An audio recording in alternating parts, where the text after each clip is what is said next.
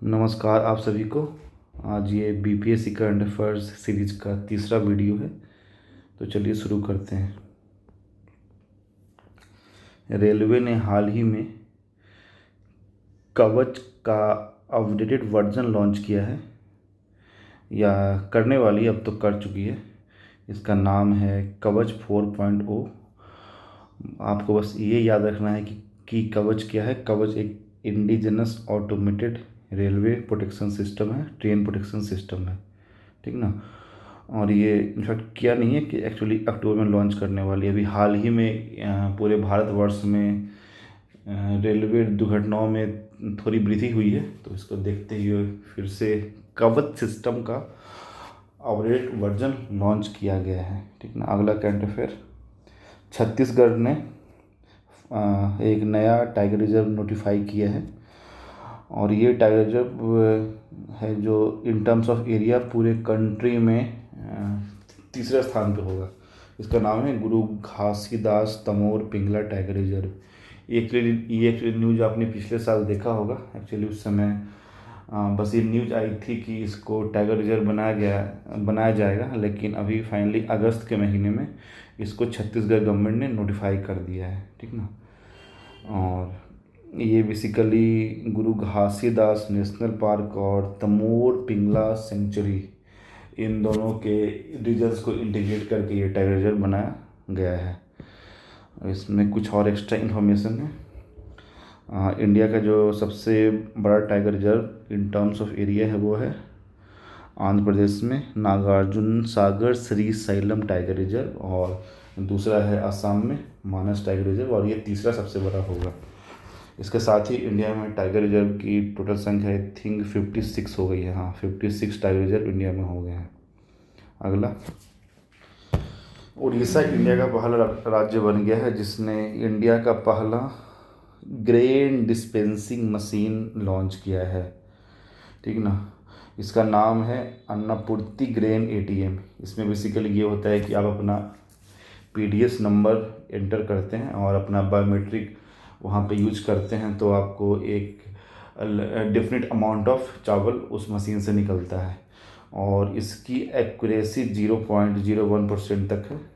मतलब बस सॉरी, इसमें बस इतनी ही गलती होने की संभावना है।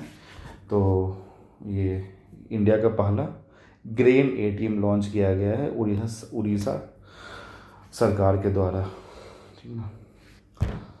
अगला current affairs, Deendayal Antyodaya national rural livelihood mission के तहत एक नया प्रोग्राम लॉन्च किया गया जिसका नाम है मिलियन डिजाइनर्स विलियन ड्रीम्स। ये बेसिकली इंडिया में it targets rural leaders, frontline change agents and village entrepreneurs, equipping them with the skills to create impactful scalable solutions। ये बेसिकली जो भी रूरल एरिया उसमें जो कुछ सोसाइटल्स दिखते होंगी उसको टैकल करने में हेल्प करेगा, ठीक ना। और इसके बारे में मैंने थोड़ा ज़्यादा पढ़ने की कोशिश की थी, तो बेसिकली मुझे समझ में नहीं आया कि ये एग्जैक्टली इसमें क्या किया जाएगा। तो शायद इसमें जो आगे न्यूज़ आएगी तो और क्लियर हो पाएगा, ठीक ना। अभी हाल ही में इंडियन एयरफोर्स और जो मलेशिया का एयरफोर्स है, रॉयल मलेशियन एयरफोर्स, इन दोनों के बीच में एक बायलैटरल एक्सरसाइज हुआ था। इसका नाम था उदार शक्ति 2024। उसी तरह से इंडिया और श्रीलंका ने अपना बायलैटरल आर्मी एक्सरसाइज किया था मित्र शक्ति। आर्मी एक्सरसाइज काफ़ी न्यूज़ में रहते हैं। Indian film star Shahrukh Khan को हाल ही में अभी जो इटली में लोकार्नो फिल्म फेस्टिवल ख़त्म हुआ था, कंडक्ट किया गया था, इसमें शाहरुख खान को लाइफ टाइम अचीवमेंट अवार्ड से नवाजा गया है। उस अवार्ड का नाम था पारदा आला कैरेरा अवार्ड, ठीक ना। इंडिया ने हाल ही में नेपाल गवर्नमेंट के साथ मेमोरेंडम ऑफ अंडरस्टैंडिंग साइन किया है। और ये क्यों साइन किया गया है, इंडिया की जो स्पेस एजेंसी है, न्यू स्पेस एजेंसी, वो नेपाल का जो मुनल सेटेलाइट है, ये इसका अपना इंडिजिनस सेटेलाइट है नेपाल का, उसको लॉन्च करने में हेल्प करेगा। ठीक ना। अगला न्यूज एक बुक से संबंधित एक बुक है, उसका नाम है 75 ग्रेट रिवॉल्यूशनरीज ऑफ इंडिया। इसको लिखा है राज्यसभा एमपी भीम सिंह ने, ये बिहार से ही एमपी हैं, और इसको लॉन्च किया था राज्यसभा के डेप्यूटी चेयरमैन हरिवंश नारायण सिंह ने। अगला करंट अफेयर, इंडिया ने अभी हाल ही में अपना second ship submersible ballistic nuclear submarine को कमीशन किया है, जिसका नाम INS अरिघट है, और ये इस सीरीज में दूसरा सबमरीन है।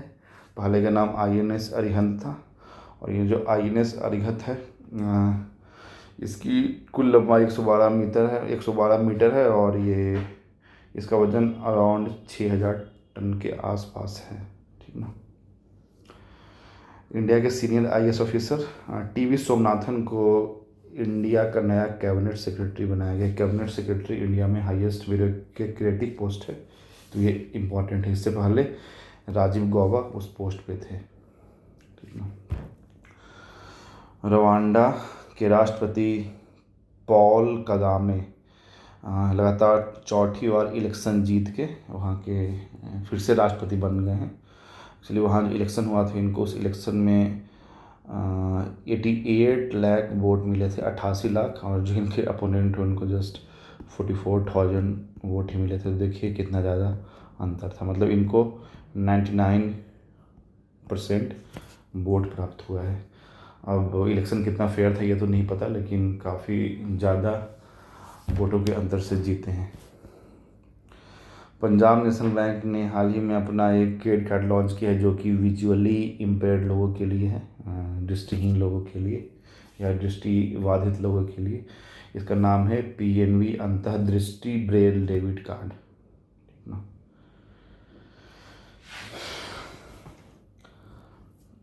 अभी आर्कियोलॉजिस्ट्स के मुताबिक उनका ऐसा कहना है कि उन्होंने शायद दुनिया की सबसे ओल्डेस्ट सोलर कैलेंडर को ढूंढ निकाला है, और ये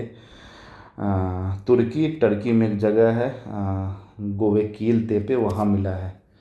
और ये ऐसा बोला जा रहा है कि वो जो सोलर कैलेंडर इन लोगों को मिला है वो रफली 12,000 साल ओल्ड है। ये इतना ओल्ड है, जब उस समय आप ऐसा मान लीजिए जब होलोसीन शुरू हो रहा था, तब ये कैलेंडर तब का है। ठीक ना। इंडिया के पैरा शटलर प्रमोद भगत, जो कि बिहार के ही हैं, इनको हाल ही में बैडमिंटन वर्ल्ड फेडरेशन ने सस्पेंड कर दिया था for breaching the anti doping regulations. 18 महीने के लिए इनको बैन किया गया, इनको सस्पेंड किया गया है। इस वजह से अभी जो हाल ही में पेरिस में पैरालंपिक ख़त्म हुआ था, इसमें ये नहीं खेल पाए थे, और ये 2021 टोक्यो पैरालंपिक्स के गोल्ड मेडलिस्ट थे, और इस बार वहाँ पार्टिसिपेट नहीं कर पाए। लेकिन वो जिस कैटेगरी में खेलते हैं, शायद SL6 में खेलते हैं, और इसमें भी इंडिया को गोल्ड मेडल ही मिला। तो इंडिया को टीम पॉइंट ऑफ व्यू से कोई बहुत ज़्यादा नुकसान नहीं हुआ। हॉकी इंडिया ने अनाउंस किया है कि उनकी जो junior mains Indian hockey team है, उसके नए कोच होंगे इंडिया के पूर्व गोलकीपर PR श्रीजेश। भारतीय साइंटिस्ट डॉक्टर राम नारायण अग्रवाल, जिनको फादर ऑफ अग्नि मिसाइल्स भी बोला जाता है, उनकी मृत्यु हो गई है 84 वर्ष की उम्र में। हाल ही में इंडिया ने ग्लोबल साउथ समिट को होस्ट किया था, ये ऑनलाइन मोड में किया गया था, और इस समिट में 123 देश के प्रतिनिधियों ने भाग लिया था। चाइना और पाकिस्तान को इनवाइट नहीं किया गया था। गवर्नमेंट ऑफ इंडिया के जल शक्ति मंत्रालय ने एक नया ऐप लॉन्च किया है, जिसका नाम है फ्लड वॉच इंडिया 2.0। ये इंडिया में रियल टाइम फ्लड मॉनिटरिंग में हेल्प करेगा। और आज का लास्ट करंट अफेयर, जर्मनी ने हाल ही में US led United Nations command को ज्वाइन किया है। ये ज्वाइन करने वाला ये 18वीं कंट्री बन गई है। यूएनसी मेनली 1950 में इस्टेब्लिश किया गया था और इसका मेन एम था to help restore peace during the Korean war and enforce the armistice agreement.